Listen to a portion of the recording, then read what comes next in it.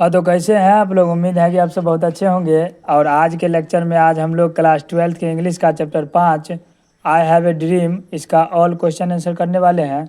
इसमें कुल मिलाकर के 5 ही क्वेश्चन है, ठीक है। इससे पिछला वीडियो में हम लोग इसका समरी पढ़ चुके थे। तो आइए इसका क्वेश्चन आंसर देखते हैं। इसका पहला क्वेश्चन है B2 में आंसर द फॉलोइंग क्वेश्चन ब्राइफली, यानी कि निम्न प्रश्नों का जो उत्तर हमें देना है वो हमें लघु में देना है, ठीक है। इसका पहला क्वेश्चन है has civilisation taught us to be more friendly toward one another, यानी कि क्या हमारी जो सभ्यता है वो हमें एक दूसरे से मित्रवत रहना सिखाती है। तो इसका आंसर देखिए, करा यस, हाँ, civilisation taught us to be more friendly towards one another within the species, यानी कि हाँ, हमारी जो सभ्यता है वो हमें एक दूसरे से मित्रवत रहना सिखाती है। हमारी जितनी भी प्रजातियां हैं उन सभी से, ठीक है, उन सभी से हमें मित्रवत रहना सिखाती हैं। दूसरा क्वेश्चन देखिए, करा है what is our attitude towards those outside our herd, यानी कि हमारे झुंड से बाहर के लोगों के प्रति हमारा जो रवैया है वो क्या होना चाहिए।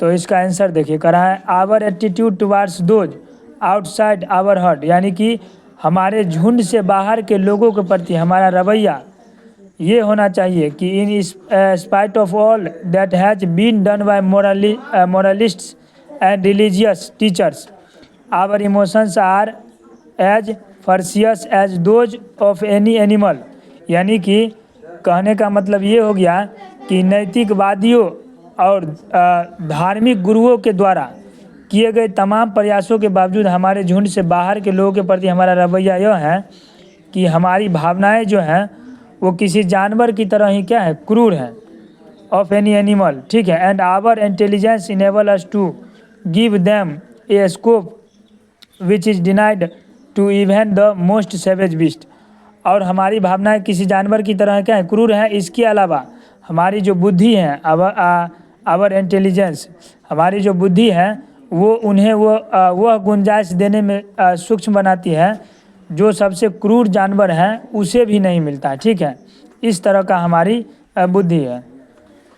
उसके बाद देखिए तीसरा क्वेश्चन कर रहा है what are the two broad categories of idea that have help mankind, यानी कि दो जो है विचारों का श्रेणी बताना है जो कि मानव जाति को मदद किया है, ठीक है।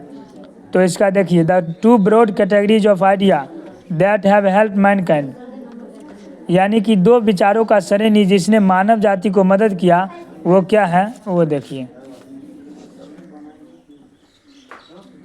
पहला है contribute to knowledge and technique, यानी कि contribute to knowledge and technique, यानी कि ज्ञान और तकनीक का योगदान है पहला, ठीक है।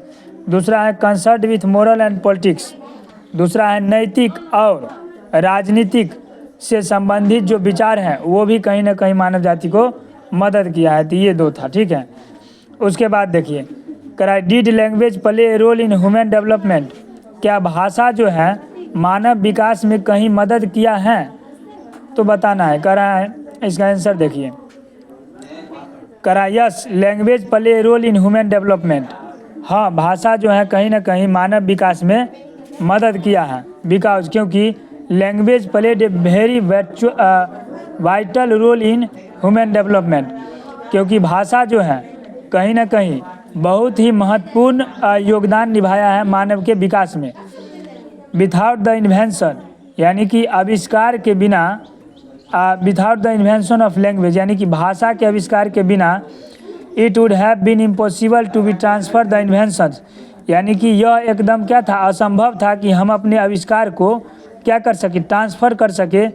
एंड डिस्कवरी, यानी आविष्कार और खोज जो है उसको ट्रांसफ़र कर सके फ्रॉम जनरेशन टू जनरेशन, पीढ़ी दर पीढ़ी ट्रांसफ़र कर सके। ये क्या था, भाषा के आविष्कार के बिना असंभव था, ठीक है।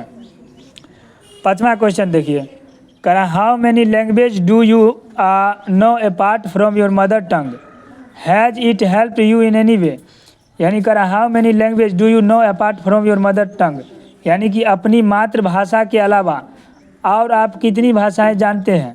Has it help you in any way, यह जो है आपको किसी तरह से मदद किया है।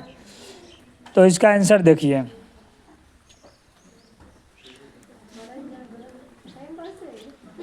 इसका आंसर है I know some other language apart from my mother tongue, यानी कि हम अपनी मातृभाषा के अलावा और भी कुछ अन्य भाषा जानते हैं।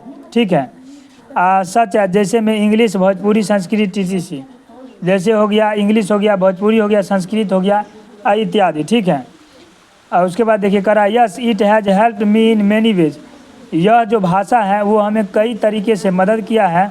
सच है, जैसे में to contact another person who does not know our mother language, जैसे में कि हमें उन व्यक्तियों से संपर्क में लाया है जो हमारी मातृभाषा नहीं जानती है।